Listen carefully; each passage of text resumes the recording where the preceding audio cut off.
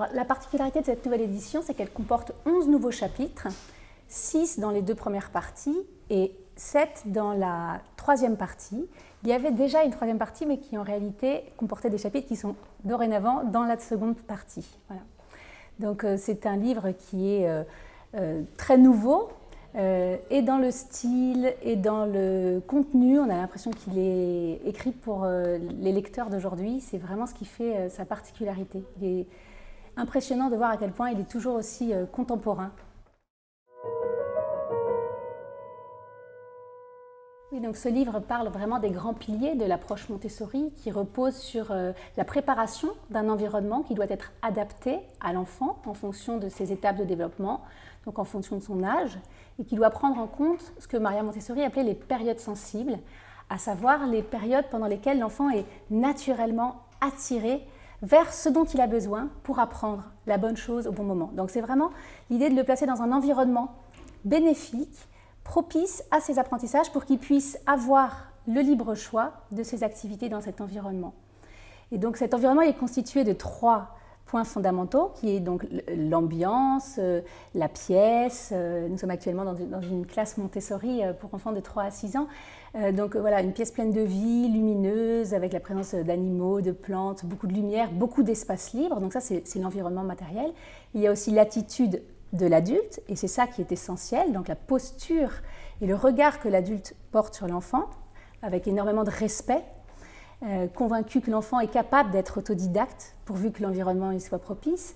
Et puis le 3e élément, c'est le matériel Montessori, dont nous sommes entourés, et qui est très spécifiquement élaboré, de façon scientifique, et qui présente les items, les concepts aux enfants, de façon isolée, de manière à ce qu'ils puissent les appréhender à son rythme, et en manipulant, en choisissant ses activités. Donc il peut les prendre seul, à plusieurs, il peut travailler aussi longtemps qu'il le souhaite et autant de fois qu'il le souhaite avec une activité en particulier.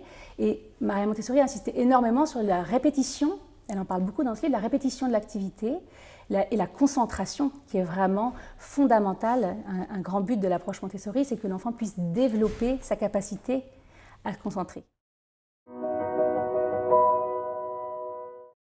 Maria Montessori, c'est une Italienne et une des premières femmes médecins d'Europe qui a obtenu son diplôme envers et contre tout, parce que c'était vraiment réservé aux hommes à l'époque. Elle a ensuite poursuivi avec des études d'anthropologie, des études de philosophie, de psychologie, de psychiatrie, et elle s'est tournée vers les enfants porteurs de handicap. Elle s'est occupée d'eux en utilisant un matériel pédagogique qui avait été conçu par 2 médecins et pédagogues français, Jean Itard et Édouard Seguin. Et auprès de ces enfants, elle a vu une telle évolution qu'elle a eu l'idée de les présenter à l'examen de fin d'année du primaire. Et ils ont eu d'excellents résultats. Et à partir de ce moment-là, elle a changé d'objet de recherche et elle s'est dit, mais qu'est-ce qui peut entraver chez les enfants non porteurs de handicap le développement pour qu'ils aient des résultats moins bons que ces enfants qui sont tout de même beaucoup moins aidés au départ. Donc elle a découvert que ce matériel était formidable. Elle a donc eu l'idée de le présenter à des enfants non porteurs de handicap et elle a eu cette occasion en 1907 dans un quartier très défavorisé de Rome où des enfants d'ouvriers qui erraient dans les rues ont été canalisés entre guillemets dans une pièce de manière à ce qu'ils ne dégradent pas les bâtiments qui étaient mis à leur disposition. Et donc c'est vraiment pour cette raison qu'ils lui ont été confiés. Donc c'est vraiment incroyable de se dire que de cette opportunité très hasardeuse ait pu naître la pédagogie Montessori, parce que c'est vraiment devenu la première école Montessori. Elle proposait au départ non pas de lire et d'écrire, mais vraiment d'apprendre à vivre en société, à vivre les uns avec les autres, en formant une communauté enfantine, où ils puissent apprendre à vivre en paix, parce que le grand objectif de Maria Montessori, c'est avant tout l'éducation à la paix. Les enfants avaient entre 3 et 6 ans, et donc c'est dans cet environnement qu'est née la pédagogie Montessori. Ensuite, Maria Montessori l'a développée pour les enfants plus âgés, puis pour les enfants plus jeunes, et elle a imaginé un système, enfin une proposition plutôt qu'un système, adapté à tous les âges de l'enfance. Oui, alors dans une classe 3-6 ans, il y a plusieurs aires de matériel. Là, nous sommes dans l'ère du matériel sensoriel, donc qui permet de raffiner les perceptions sensorielles, sachant que plus l'enfant a une perception fine, d'un point de vue sensoriel, plus il a une réflexion fine. Et plus ce sera le cas aussi à l'âge adulte. Donc c'est vraiment important de bâtir ce raffinement des perceptions. Donc il n'y a pas uniquement rouge et jaune, il y a toute une nuance de rouge. Mais celui qui est présenté dans un premier temps aux enfants les plus jeunes quand ils arrivent, c'est le matériel de vie pratique, parce que c'est celui qui les attire le plus et qui est un matériel qui leur permet de faire comme les adultes.